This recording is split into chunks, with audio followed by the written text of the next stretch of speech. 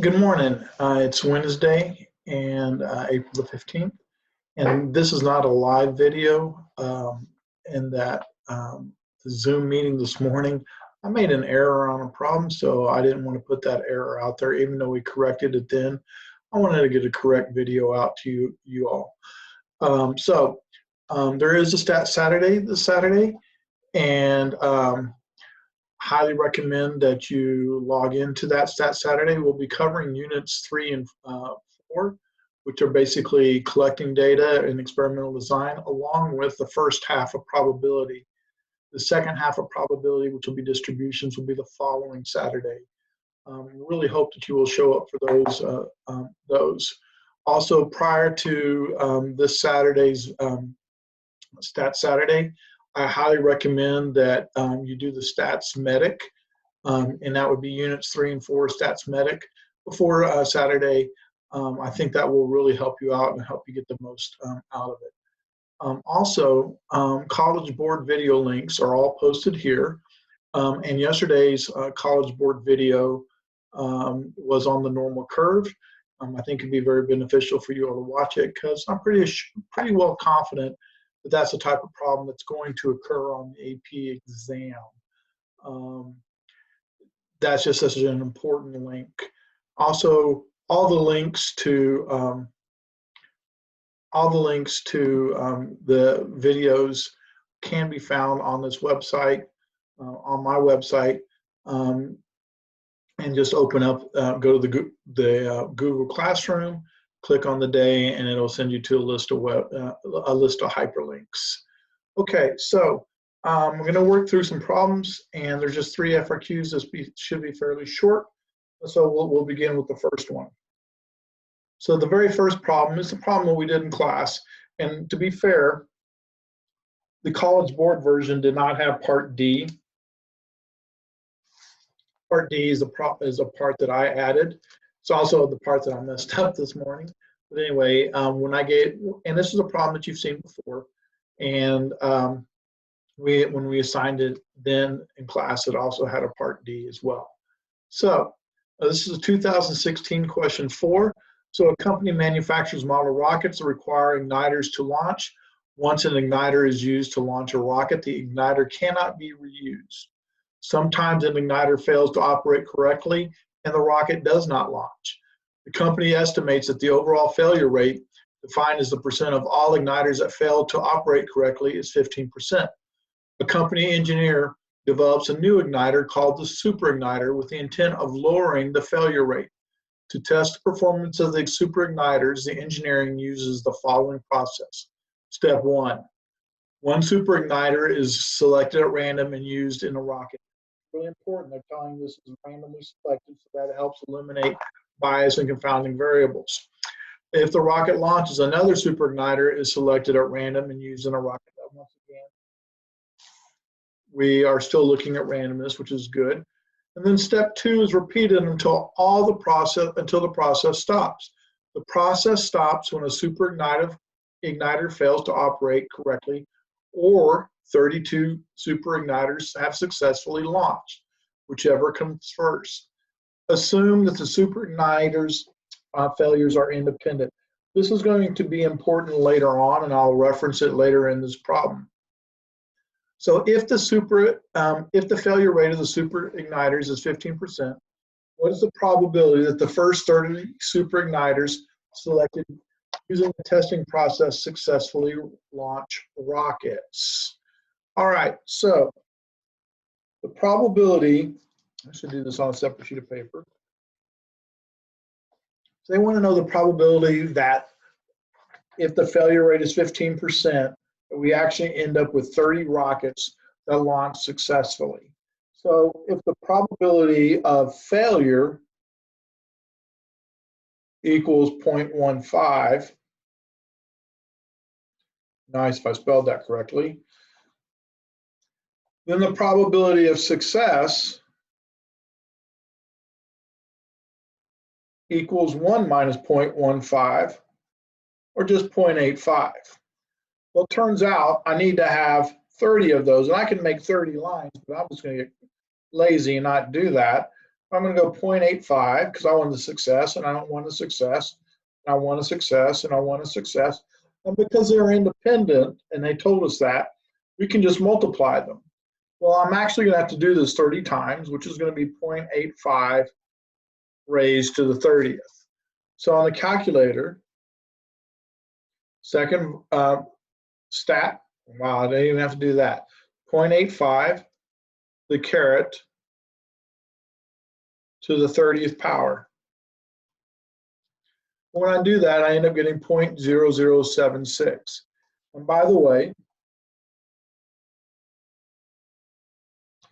this is all the work that you needed to show for part A. If you did all of this, full credit. In fact, if you'd simplified it down and just written 0.85 to the 30th is this, or if you'd done 1 minus 0.85 to the 30th equals 0.0076, that would have gotten you full credit.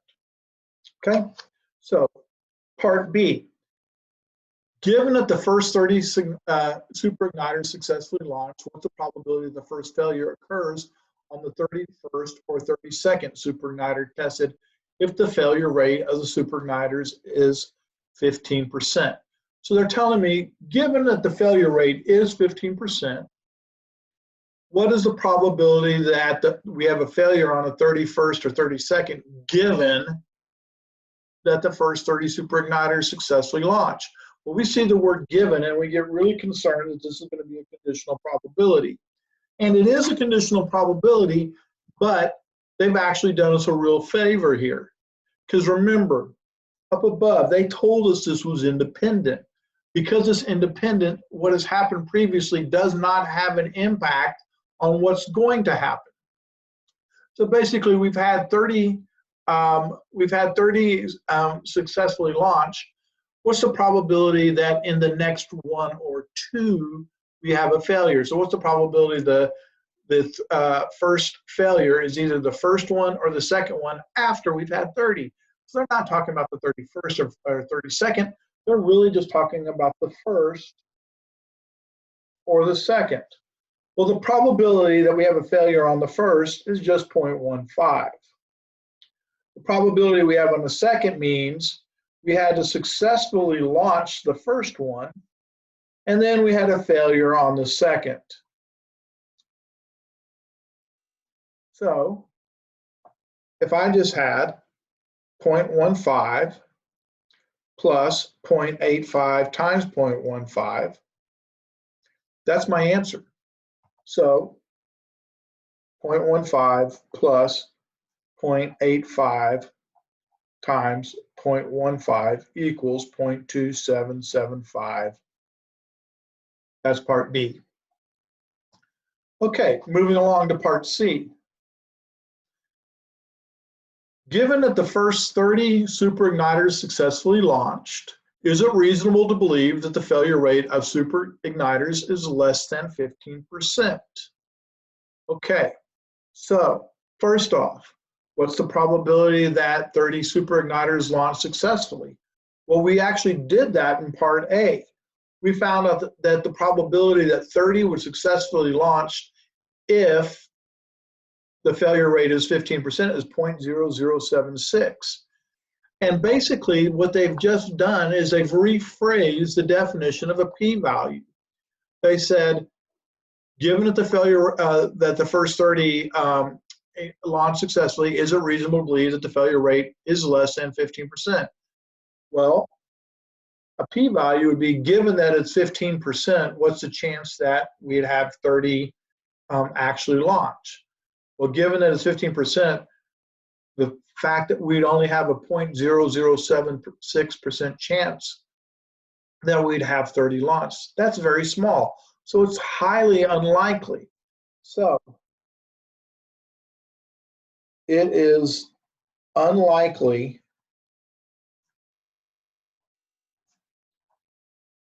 that we would have 30 rockets launch successfully because, or if the failure rate was 15%, because the chance of that happening is 0.0076, which is less than any reasonable alpha.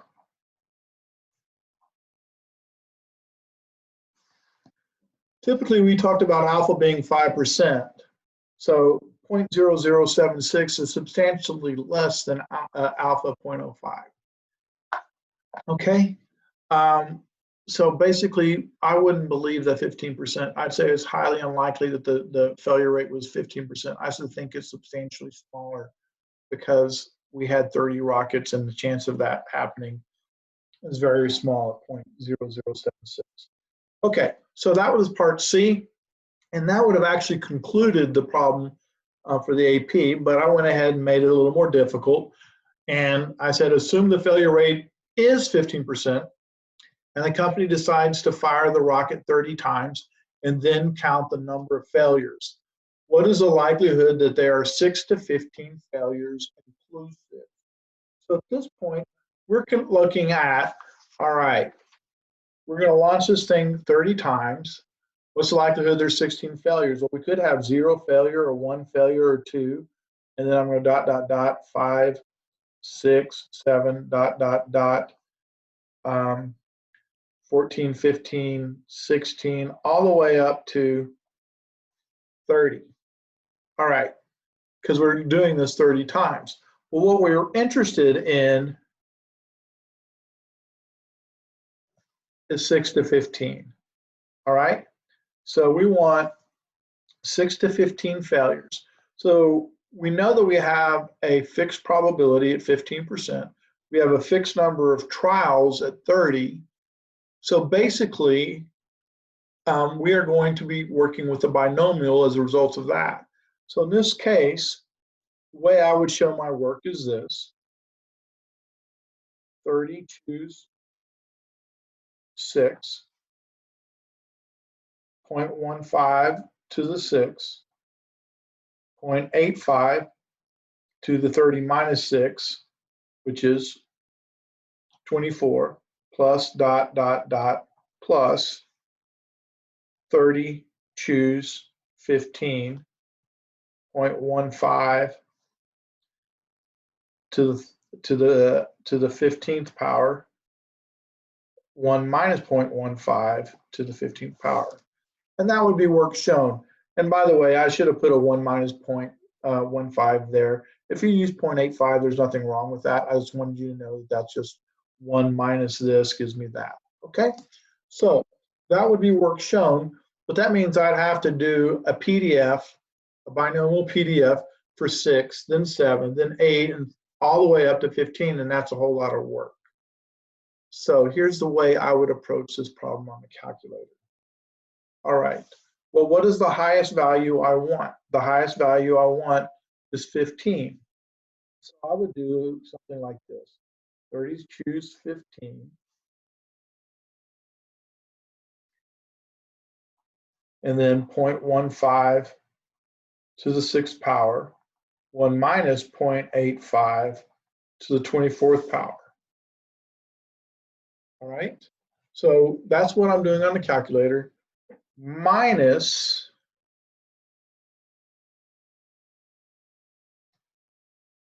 the thing that I don't want. All right, and so this is going to be a CDF of 5. So this is basically a binom CDF of 15 minus a binom CDF of 5. Because remember, this is what I wanted. Then I have to subtract out the largest that I don't want, and the largest I don't want is 5. This part I wouldn't show. This I wouldn't show. This is just the way I'm going to run it on the calculator. This is my work shown. All right? So on the calculator, second VARS, binomial CDF, trials is 30. My p-value is 0.15 because that was the failure rate. X is 15. When I do this, I get a probability very, very close to 1. I'm going to go ahead and write it down. I'm just going to write 0.999, almost exactly 1. Just happens to be because of the shape of the distribution we're working with. And then I have to subtract out the binomial CDF of 5. So in this case, second VARS, binomial CDF, oops, second quit, clear that. Second VARS, binomial CDF, trials is 30. Now I'm selecting the largest value that I wasn't interested in, which was a 5. So 0.7106.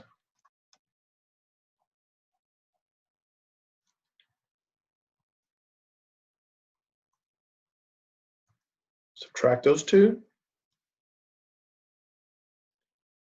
And I get about a 0.2893, 0.2894 if you didn't cut. And then basically, if I had just had this and this, I would have received full credit for that question.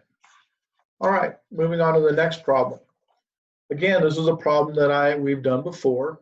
And also, quite frankly, I cheated and added part D. Part D wasn't really part of the original AP exam, but I felt like it provided some good practice for us. So, schools in a certain state receive funding based on the number of students who attend the school. To determine the number of students who attend a school, one school day is selected at random, and the number of students in attendance that day is counted and used for funding purpose. Yep, back to education being all about money. The daily number of absences at the high school in the state is approximately normally distributed. That's really important. It lets us know we're probably working with a normal with a mean of 120 and a standard deviation of 10.5. If more than 140 students are absent on the day, the attendance count is taken for funding purposes. The school will lose some of its state funding in the subsequent year.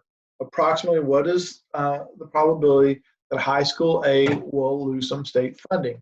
So basically, the state will take the absences for one day, and if more than 140 are absent on that one day, they're going to reduce school funding. So let's take a look at this. Since it's normal, I know I should be drawing my little normal graph. And by the way, College Board likes seeing these. They actually give you partial credit if they're drawn correctly. So in this case, I have a normal curve with a mean of 120. We want to know the likelihood that 140 or more are absent. Well, they told me real quickly that I was working with a normal. Whenever I'm doing that, not only do I draw a picture, but I write down the z-score formula because I'm probably going to use that. And in this case, we want to know the probability that x is greater than 140. So we need to define x. X is the number of absent students. Now, technically, it's the number of absent students on the day that they check, but X is the number of absent students. That's a pretty good definition. I'm okay with shortening it up to that level. All right. So let's go start plugging in.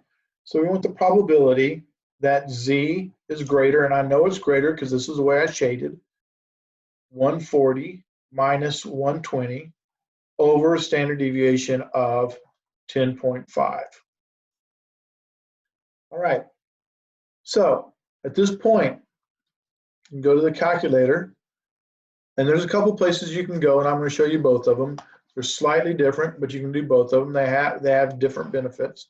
So second vars, normal, CDF, lower bound. Oh, the lower part of my shading happened to be 140, so that's going to be my lower bound is going to be 140.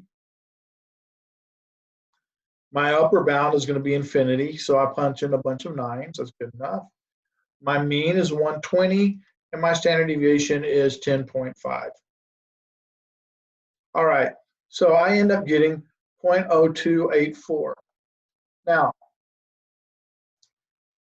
I really like it when the z-score is given, and this doesn't give me the z-score, so I'd have to calculate it by hand. So 140 minus 120 divided by 10.5.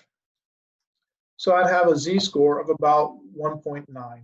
So the probability that z is greater than 1.905 equals 0.0284. All right. Now, College Board has said in their write-ups they want to see z-scores. So I'd like you to write it too. However, watching the College Board training videos, in other words, the ones that they'd like you to watch that I've posted, they gave the example just like this, and they gave full credit. So chances are they'd give full credit this year. I'm going to show you one other place on the calculator that might help you out. That is, you can go to Stats Test, and we're going to go to Z-Test this time. And I already have my mean in at 120.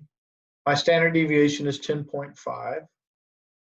My x-bar, I really don't have an x-bar. I just have an x, so that's 140. And this time I have a sample of size 1, because I want to know the probability of that one day. So this is why this isn't quite the place to use it, but it will still work as long as you use n as 1. All right? And the nice thing about it is it actually gives me my z-score right there. And I also have the probability. So if you want to do, but don't call it an x-bar, call it an x, because it's a single value. Excuse me, I'm going to have to get a drink of my Coca-Cola. Delicious. All right, so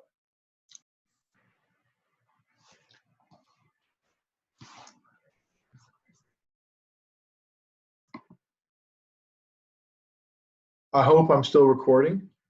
I think I've lost some stuff. Let me go back to the share screen. Wonderful internet.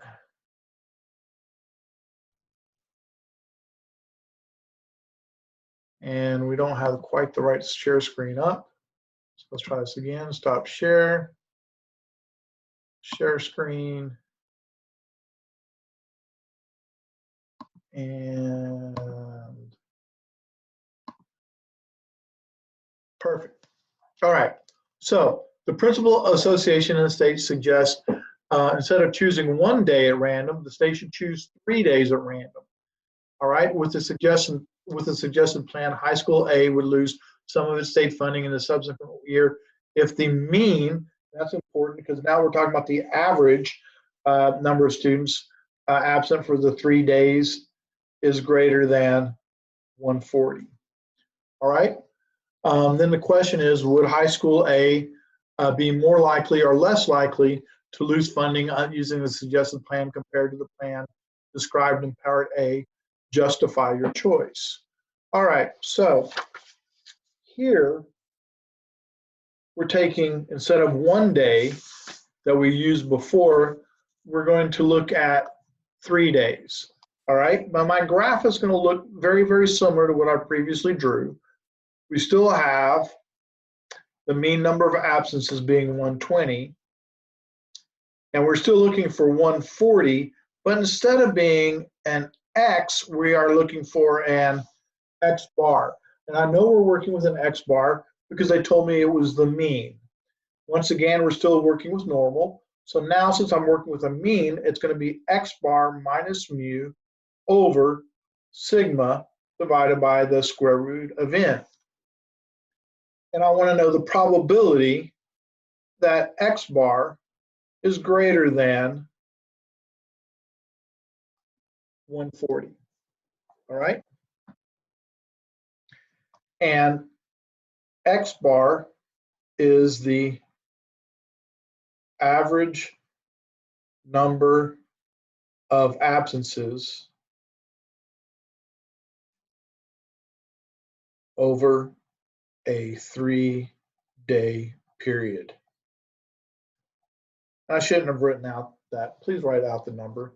I'm going to go ahead and write that average number. All right, so I'm going to plug in. So I have the probability that Z is greater than 140 minus 120 over 10.5 divided by the square root of 3. So this is a place that I'm going to go ahead and use the stat test. I didn't have to, but it'll be a lot easier. So stat test, Z test, press enter. My mean is 120. My standard deviation is 10.5. X bar is 140, and my sample size is 3. And just calculate. So now I have the probability that Z, I'll try rewriting that, probability that Z is greater than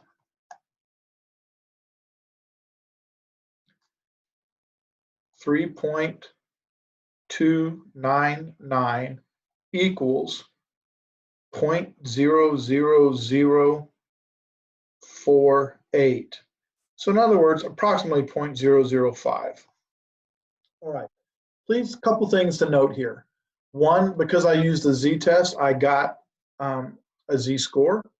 And please note that we're more than 3 standard deviations above the mean. That's a long way. Also, please remember, if you get a p-value that's greater than 1, you either made a mistake or you're reading it wrong from the calculator. Remember, this is in scientific notation. Please, no probability is greater than 1. All right, so please convert that. All right, so I ended up getting a very small chance of having an average over 140 over three days. But guess what? This only gives me partial credit because I didn't really answer the question. It says, the question was, would high school A be more likely, less likely, or equally likely to lose funding using the suggested plan compared to the plan in part A? Justify your choice. We made a justification, but we didn't make our decision. Our decision would be using an average of 3 days would significantly reduce the likelihood of losing funding.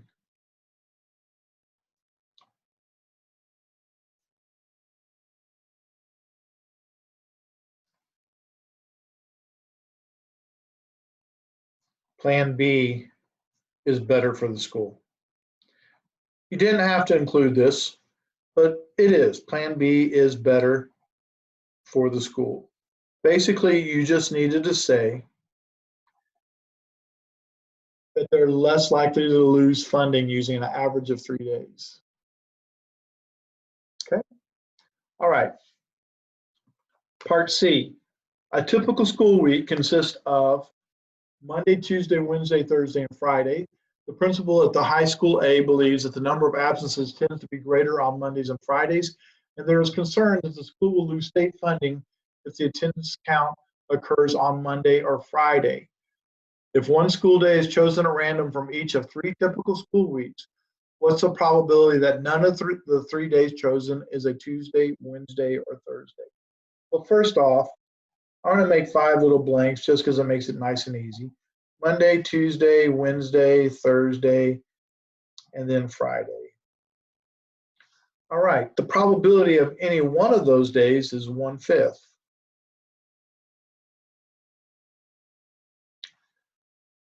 So now they said, what's the likelihood that it's not one of these days? Well, that means they're looking at the probability that it's a Monday or Friday. So 1/5 plus 1/5 is 2/5, or 0.4. All right, so if one school day is chosen random from each of 3 typical weeks, so we're choosing 3 weeks, what's the probability that none chosen is a Tuesday, Wednesday, or Thursday? So they want the probability that they're all going to be Mondays or Fridays, and I need 3 of them. So 0.4, 0.4, 0.4, or 0.4 to the 3rd power.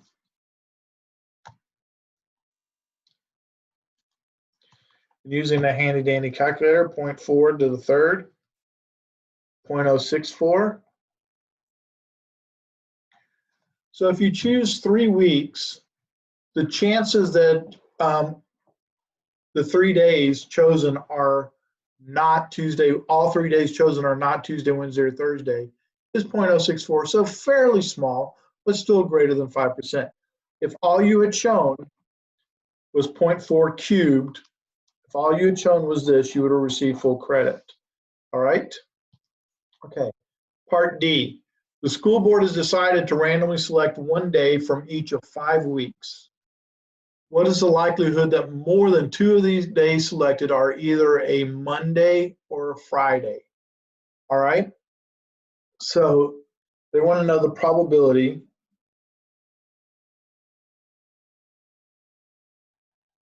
that X is greater than 2. And my choices are 0, 1, 2, 3, 4. I could have 0. I could have 1. I could have 2. And what I want to have happen is, or what's the probability that more than 2 of the days selected are either a Monday or Friday? So I have a fixed probability. My fixed probability of a Monday or Friday is 0.4. I have 5 trials. So I'm working with a binomial here. And here's the way I would show my work. Because once again, we're looking into some of the PDFs. So 5 choose 3, 0.4 cubed, 1 minus 0.4, 5 minus 3 is 2, plus dot, dot, dot, plus 5 choose 5, 0.4 to the 5th, 1 minus 0.4, 5 minus 5 is 0. So that would be my work shown. All right, how am I going to do this actually on the calculator? Well, on the calculator, I could actually just do a PDF of 3 plus a PDF of 4 plus a PDF of 5, and that would have given me my answer, and that wouldn't have been too bad in this case. But I could also do this. I happen to know if I go all the way to the very end, I end up with 1. A CDF of 5 is equal to 1. A CDF of the whole thing is equal to 1. So 1 minus the CDF of 2. So that's the way I'm going to approach this. 1 minus second vars, binomial, CDF, trials is 5, P is 0.4, my X value is 2, because remember, we subtract out the largest value we don't want. We want 3, 4, and 5, so the largest value we don't want is 2, so that's what we're subtracting out. And we end up getting 0.31744. This is your work shown. This part right here gets you no credit. That's just what you put into the calculator. All right, so this is work shown. Okay, so that takes care of 2014 question 3 plus the part that I modified. All right. Lastly, 2019 question 5. This means this was on this past year's test. I think it's a pretty good question too. So, a company that manufactures smartphones developed a new battery that has longer life than that of a traditional battery. From the date of purchase of a smartphone, the distribution of life of the new battery is approximately normal. Oh, I love seeing that phrase. It lets me know what distribution, with a mean, an average of 30 months, and a standard deviation of 8. For the price of $50, the company offers a 2-year warranty on the new battery for customers who purchase a smartphone. The warranty guarantees that the smartphone will be replaced at no cost to the customer if the battery no longer works within the 24 months from the date of purchase. So, question A, how many months from the date of purchase is it expected that 25% of the batteries will no longer work? Justify your answer. All right, so letter A, first off, let's draw our picture. Our picture says it was normal with a mean of 30. And they want to know, and how many months from the date of purchase is it expected that 25% of the batteries will no longer work? So they're saying, hey, we're not giving you a number of months, we're actually giving you an area, and we want you to calculate X, which happens to be the number of months. All right, so let X equal the number of months.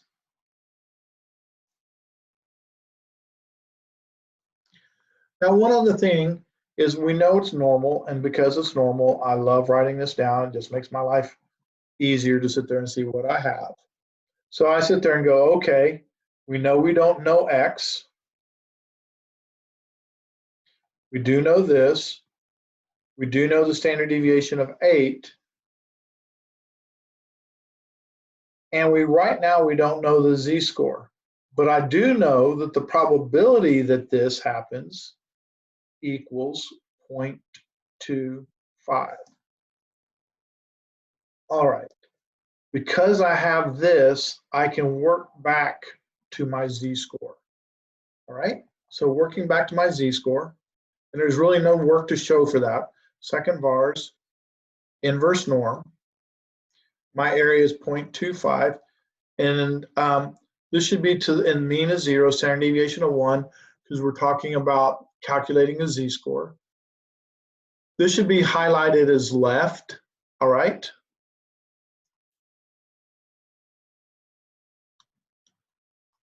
So we end up getting a negative z-score, so negative 0.6745 equals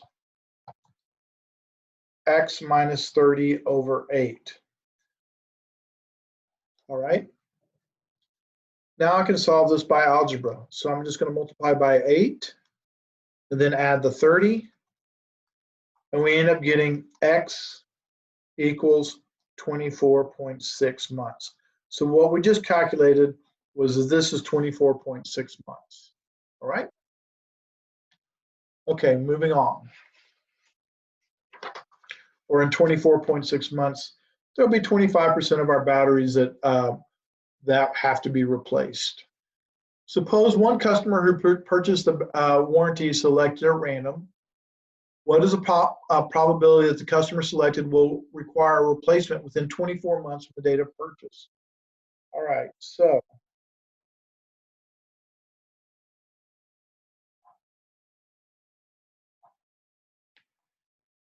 we want to know what's the likelihood that X is less than 24. The probability that we have to replace this, and we have to replace it anytime it's less than 24 months. Once again, Z equals X minus mu over sigma. So we want the probability that Z is less than 24 minus 30 over 8. And I can go back to stat test, or I can do second vars. I'll do both of them just so you see it. Second vars, normal, CDF. My lower bound, we shaded to negative infinity. My upper bound happens to be 24. That's what we shaded up to. My mean is 30, and the standard deviation is 8. And we end up getting 0.02266.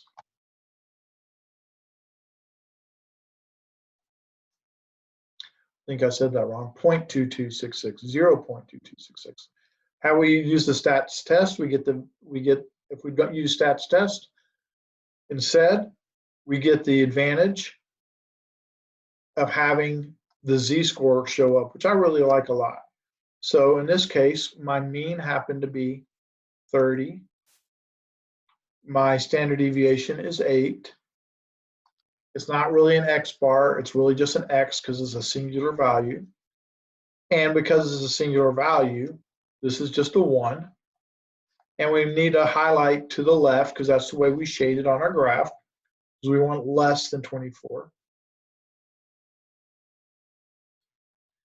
And when we do that, we end up getting z equals negative 0.75. So the probability that z is less than negative 0.75 equals 0.2266. So we get the same answer regardless. Okay, it's just the nice thing on this is you get the z-score. All right, so that takes care of that problem. The next one, the company has a gain of $50 for each customer who purchases a warranty but does not require a replacement. The company has a loss of $150 for each customer who purchased a warranty and does require a replacement. What is the expected value of the gain for the company for each warranty purchased? Well, first off,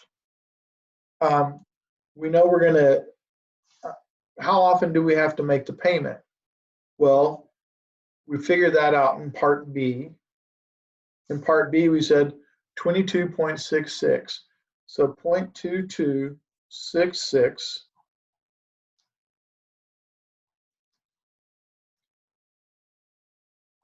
of the time we have to pay out $150.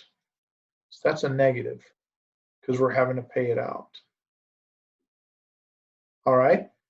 On the $50, we are always collecting $50, but how much of the time is its profit? The amount that it's profit is up here. So that's just going to be 1 minus 0.2266, and we get $50 and the $50. All right. So we're going to put that in a calculator. 0.2266 times a negative 150 plus parenthesis 1 minus 0.2266 close parenthesis times $50, and we end up getting $4.68.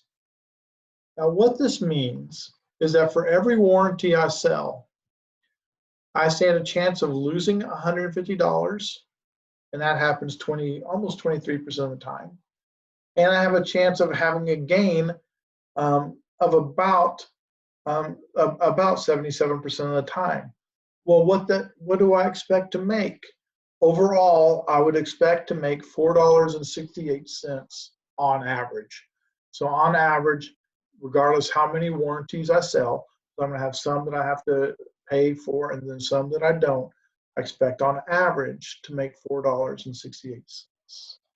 All right, thank you, and I'm going to stop